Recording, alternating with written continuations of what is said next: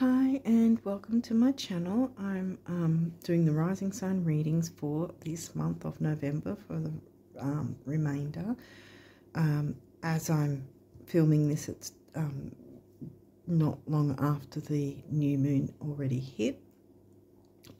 So we're just going into whatever remains depending on when I upload this. So we're up to the rising sign of Leo. And so just quickly I'll say the other videos up that's on my community tab that goes through the astrological highlights. It's not a card reading, it's showing the charts, and I would sort of how do you put it, I recommend I don't know what other word to use, but I'd really recommend you go and take a look at that. It's the first post on the community tab right at the top, so it's not hard to find. But I don't just go into any new and full moons for the month ahead, but I cover any eclipse activity, any retrogrades that are happening or will be happening. But also in it this time around, there was a couple of particularly potent, I would call it, aspects that I walk through, and particularly what happened on the 1st of November with the new moon in sidereal Virgo, because those aspects, very similar aspects, will be happening in early December as well. So I really, it'll give you a really good idea of what sort of energies will be around, but also how it might play out in, you know, the real world sense. So I think that would be really helpful to check that out too. Other than that, check the pinned comment and helpful links in my description box of this video. I think that's about all I want to say. So let's jump into what cards came through for you guys for this month ahead. So let's have a look. Ooh, Scorpio.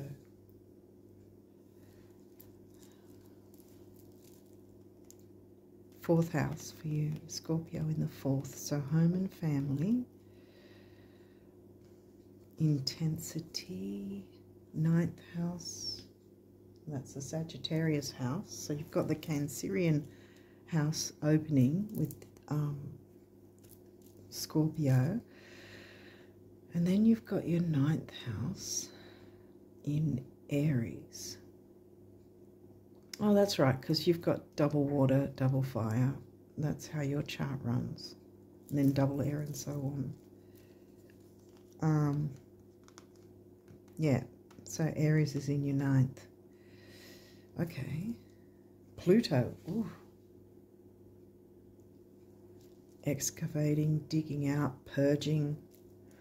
Whoa, yeah, Pluto is the ruling planet of Scorpio. This is seeming to be a bit intense. Ninth house is over Virgo. Second house. Well, that's the money house. That's the easier money house, because I was going to mention before about 8th house, but that's not in your 8th, it's in your 4th. So 8th house hasn't come out. Virgo's in your 2nd, so that's the Taurus house.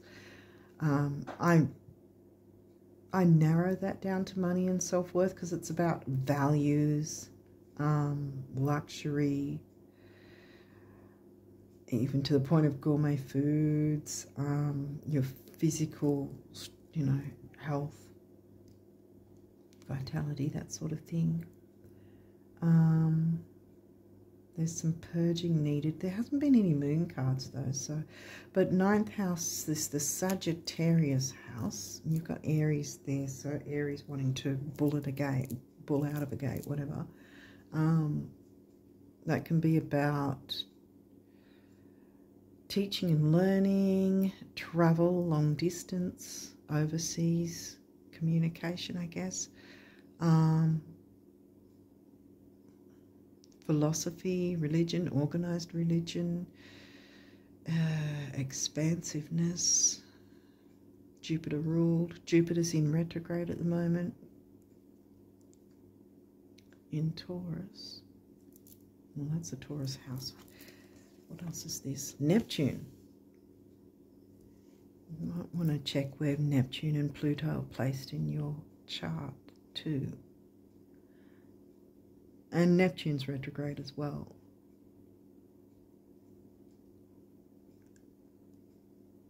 Neptune's retro in Pisces.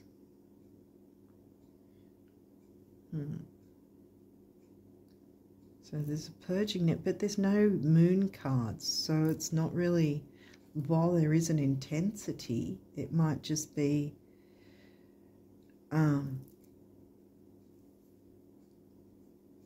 I'd say with the idea of purging, because there's always like the Pluto purging something difficult so that you've got space for the proverbial phoenix rising. So this could be taken two ways too, the positive and negatives of Neptune, you know, the Pisces 12th house themes. Because it could be addictions, which can cover a multitude of different and various things, not just substances. And, you know, it could be binge watching, it could be sex, it could be really anything. A belief system that maybe needs to be purged in some way because it's holding you back. Okay, let's see what else has come through. 9th house. Okay, we've got 9th house yet again, 9th in Aries. Broadening your horizons either spiritually, academically, or on a long journey.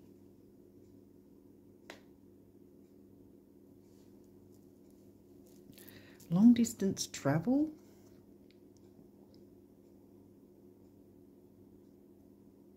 Is there some issue around traveling maybe? Doing too much of it, or something holding you back so you can't do it at all? Venus, the part of you that desires beauty, success, indulgence, and valuables. We've got the Taurus house, because I was going to say Venus covers Libra and Taurus, but we don't have either of those signs here.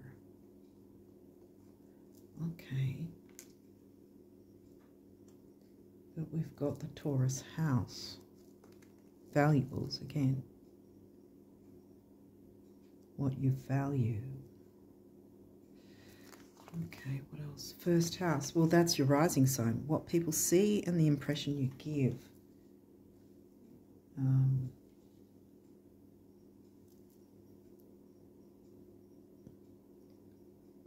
Are you placing enough value on that or too much? Let's get some more cards because there's a few of these, so this might sort of give more to the story. I'm getting a bit Pisces again. Pisces, Neptune, the mystic.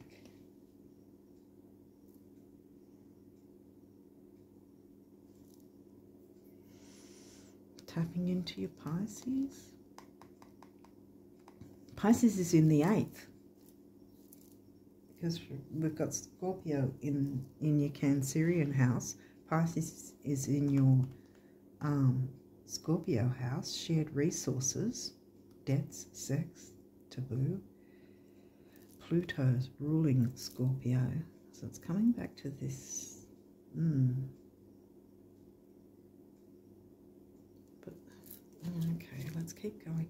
First house again.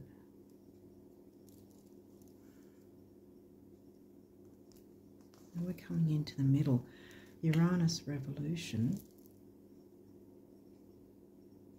Maybe how the world sees you needs to have a revolution.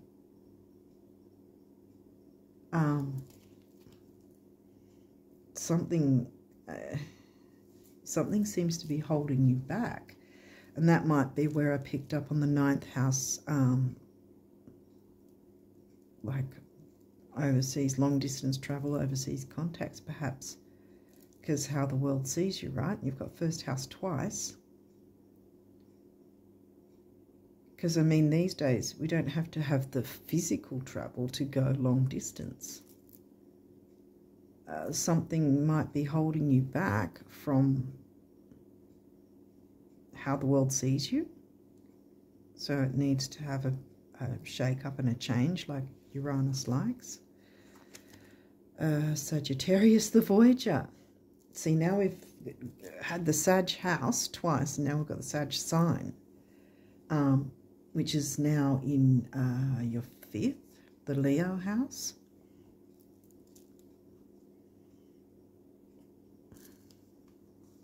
Creativity, children, romance, love affairs. We're circling back to the sex thing.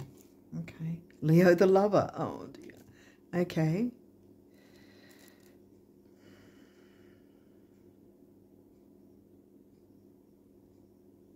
You got some sort of there.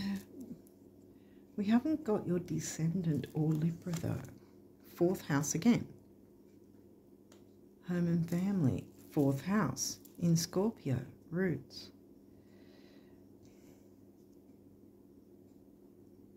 Like the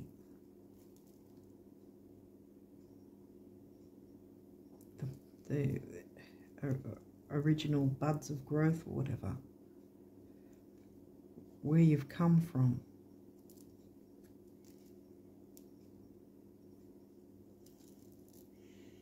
Remember where you've come from? Or what's that saying? You know, the sort of... Yeah, something like remember where you've come from. Remember where you started, sort of thing. The roots, you know, the original start of wherever, whatever this might be for you. Perhaps you've sort of lost or forgotten that part of things, and there's been some sort of block. And Pluto's saying, because Pluto's smack next to the 9th house there, and then Neptune's next to the 9th house there as well. So is there some sort of self-sabotage, self-delusion, or some delusion from somewhere else that you haven't sort of done anything about and let it just coast along? And it's stopped you from opening up to the world. What else? Chiron healing. Yep.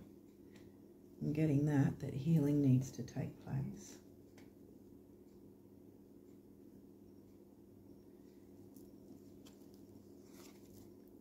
Jupiter expansion. Okay, so we've got a lot of Sag energy. Sag is here in the 5th Leo house. Then we've got the 9th house twice. And Jupiter is retrograde in Taurus. I think I mentioned that before. You can still have expansion and growth with Jupiter being retrograde.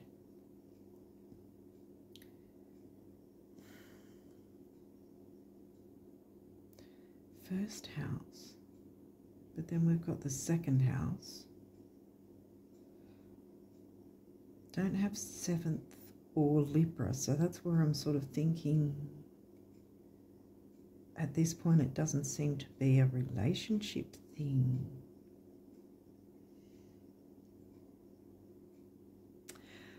But Scorpio house and Scorpio sign, shared resources. That could be anything from financial to, I don't know, items, information.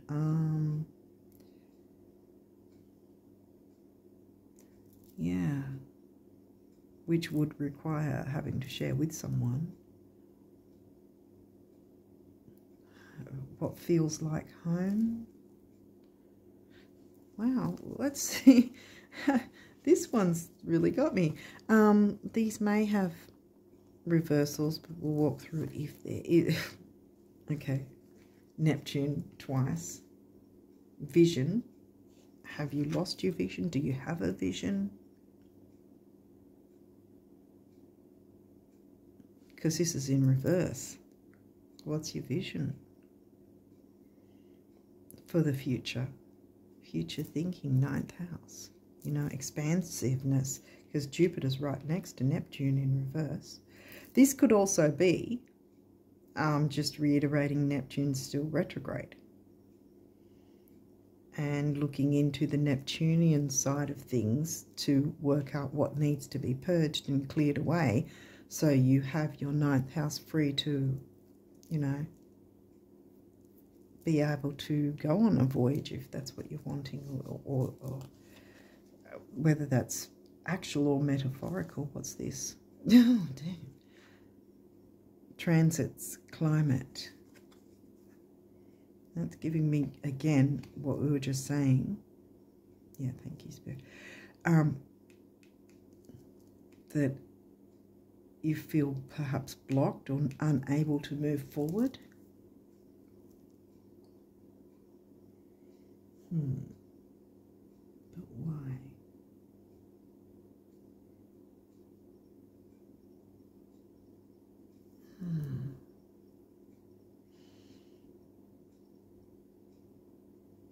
That's your rising sign. 3 times. 3 times reiterated. So there's definitely some form of reputation. But also it's not really showing work, because the 10th house, Saturn Capricorn, would be about reputation. But really the first house is too.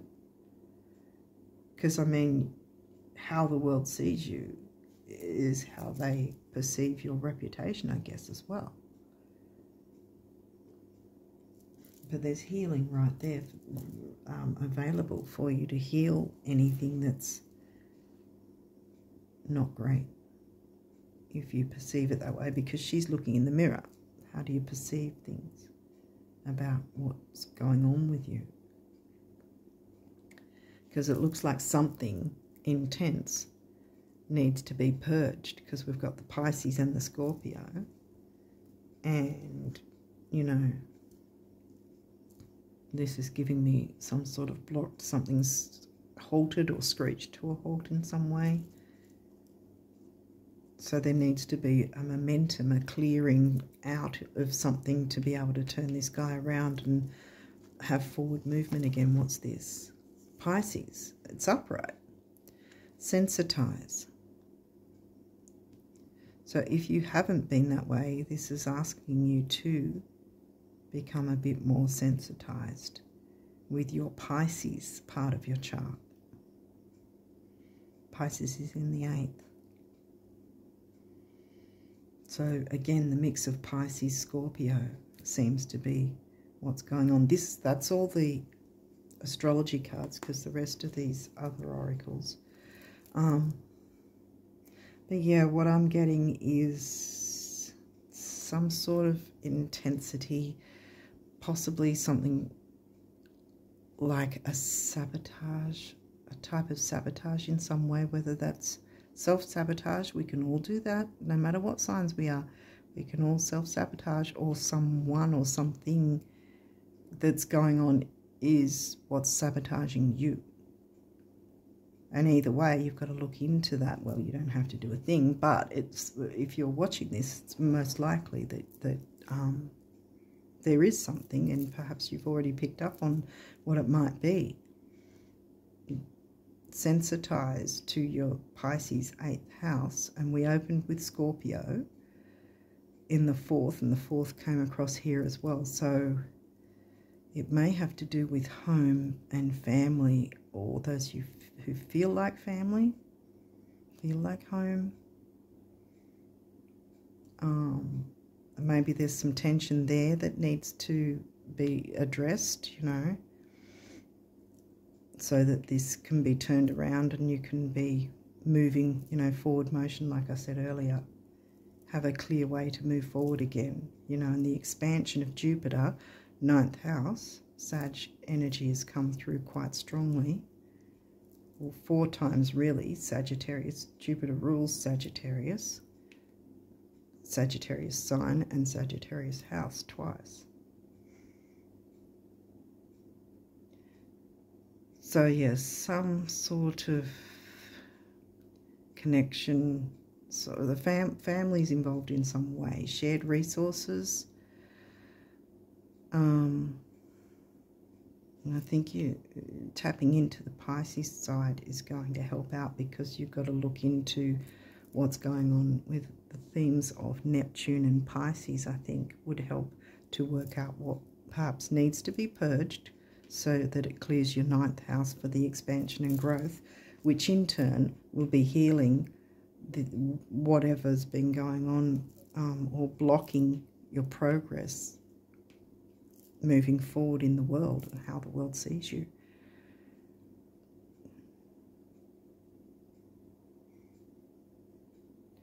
So you've had, I mean, hasn't been any aspects, difficult or good. So I think it's sort of like an energy that doesn't have to be too intense, even with Pisces and Scorpio, if you can balance it out somehow. I mean, they're water and you're fire. It may be a bit easier if you happen to be a water sign, sun sign. Sun hasn't come out here though.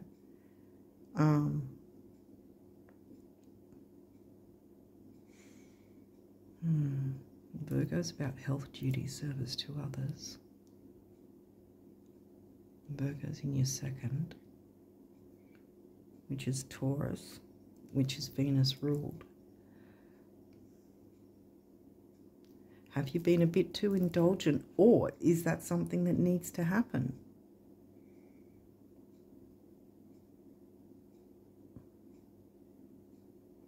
Because I've got the feeling if it isn't the negative side of Pisces, then it's asking you to be a bit more diving into the nebulous side of Pisces and maybe bringing in some indulgence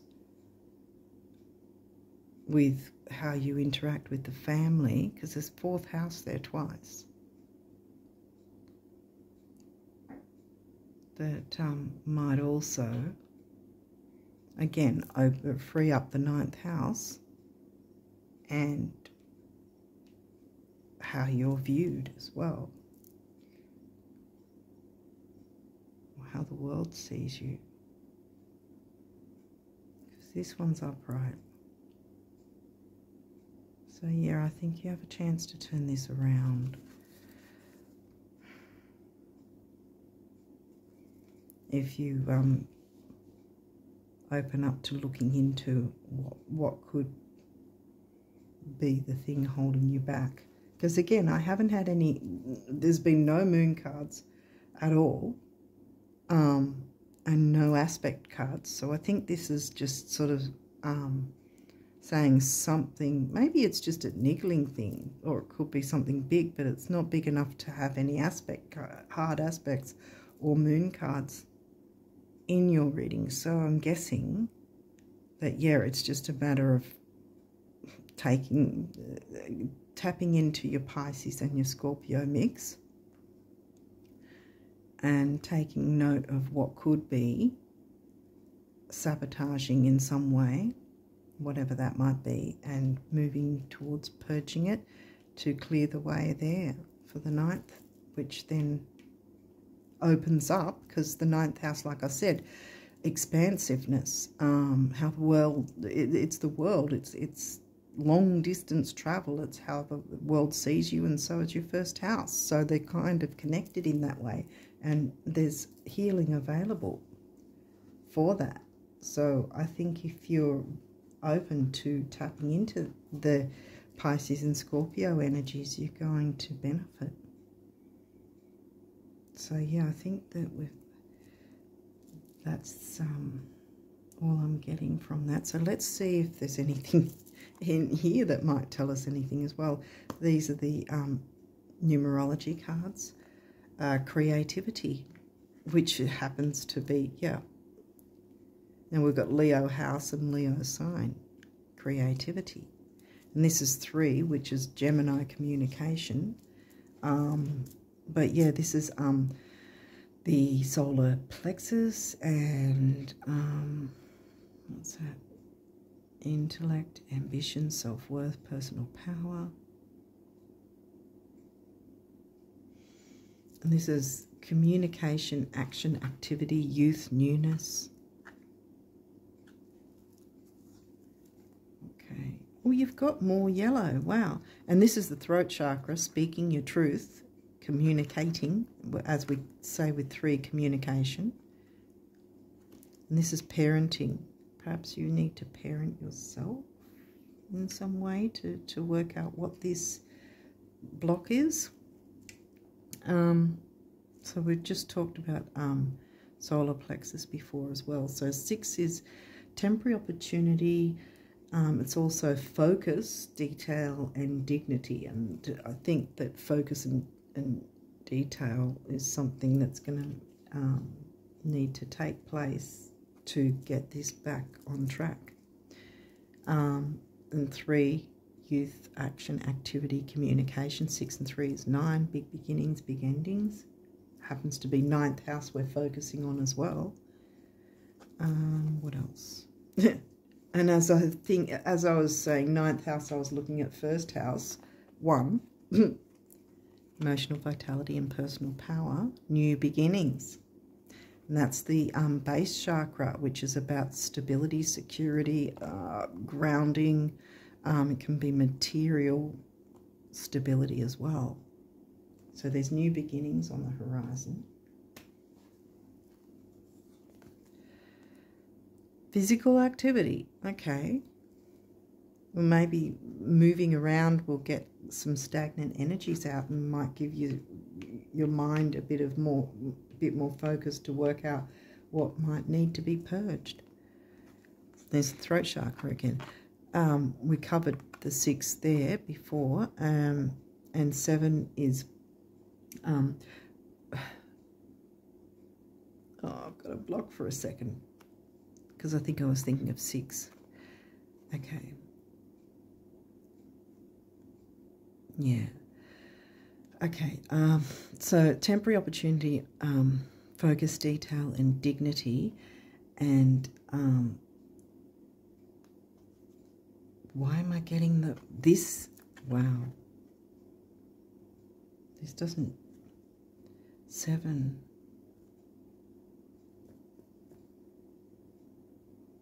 Because 6 and 7 is 4, the number of the builder.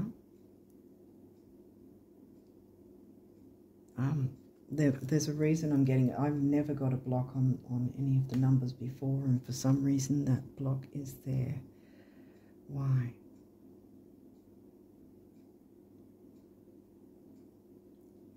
I consider number 7 lucky usually.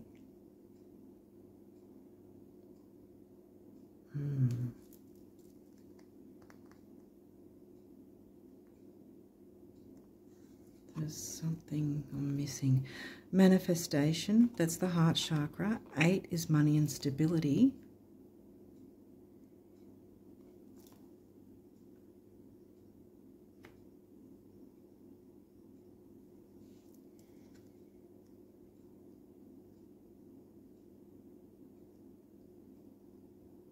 For some reason, I'm completely not picking up 7. That never happens. I have sort of lost what 7 is, apart from, like I said, the what I perceive luck, which I think you have to build on your luck by purging that.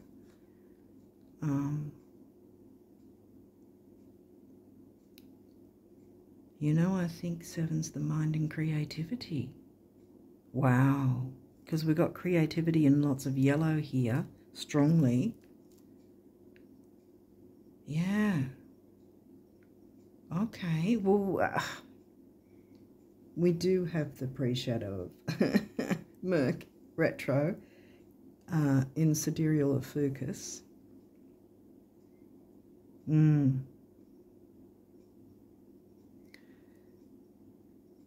Wow, yeah. Yeah, because in a sense you can have creativity with Pisces as well. Yeah, I think that issue was because your creativity is probably blocked, because Leo and 5th house came through. Leo's come through 3 times. and 5th house. And then we've got creativity here and a blast of the yellow, which happens to be there as well. Wow, I've never had that happen before. Wow, while doing these readings. Gosh. Okay, yeah, I think that's what it was. A block to your creativity in some way. But there has to be a breakup of revolution and change. Manifestation, see, that's taken away from this. Manifestation, money and stability, manifestation, it's all sort of here to work in your favour. Once you remove the block and go, and then like me, you know, looking into it, it will come to you, and then you'll be able to go, oh, that's what needs to be looked at. Okay, let me do what I can to purge said thing, and then other things will open up as a result. Okay, so this is the messages from the universe on abundance for you. It's not a matter of whether or not you can afford it, swing it, or handle it. It's a question of whether or not I can, and I can, the universe.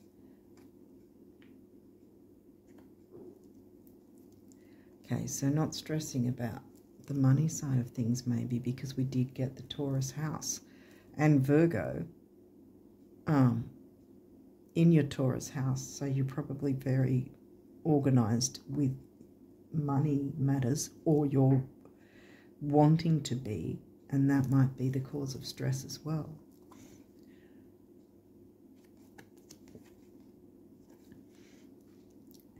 Every single day I'm pressing out and reeling in the abundance you're making room for in your life as I observe everything you think, say and do.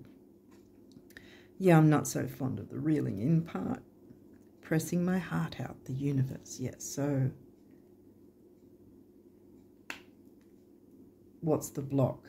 You know, that's what this card is talking about, the reeling in. When you have a block, well, they're reeling the thing in instead of pressing it out, you know, sort of thing. I'm not really well versed in how to fish, but hopefully you get what I'm trying to say. Okay, so let's see what the guardian angels, rainbow, want to say. Okay, you are a jewel, even though you may not see it. Even in the darkest times, you shine eternally bright. You are surrounded by an aura of love, and a pot of gold waits beyond the horizon. All will clear soon. Yes, once you look into it, you can start making moves. Trust and continue to follow your dreams. You are eternally blessed. New beginnings. Blessed with new beginnings. Yay. Encouragement. Your love is invaluable to the earth and to those around you. Even though you may not always see the positive effect your love has on others, trust, for it does. Each time you offer love through a loving gesture, thought, or word, you plant a seed of love, and love always generates more love. Trust and continue your loving work.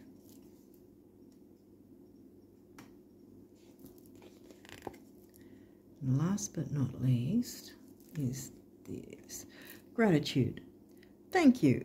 This is a heartfelt thanks to you from someone you recently helped in some way. I, your guardian angel, also wish to thank you for the unconditional love you emanate to the earth, humanity, and those around you. Thank you, thank you, thank you. You are eternally blessed. May peace, grace, and love forever guide you along your sacred path. Blessed, yeah, eternally blessed. Your manifestations are going to come in. Just need to work out what it is you need to purge that might be a negative of Pisces, Neptune, which technically that's exactly what Neptune retro wants you to look into anyway. So Pluto's helping you with that, to dig in. You know, Scorpio is Pluto ruled. Scorpio's happy to be, you know, excavating and digging in and purging out what isn't working, so that you can have that expansion and growth even with Jupiter in retrograde as well. Okay, so hopefully this has made sense and helped in some way. I've been trying to mess with the camera angle and it hasn't really gone in my favour, so I'm sorry if it's in a weird angle still. But yeah, it's just where the setup, I don't really have the space to really have it looking perfect like a lot of other readers have and all that. I just have to go with what I can with this ring light and my phone, and that's all I've got. So anyway, I wish you all the best of luck with the rest of November and onwards, and until next time, bye for now.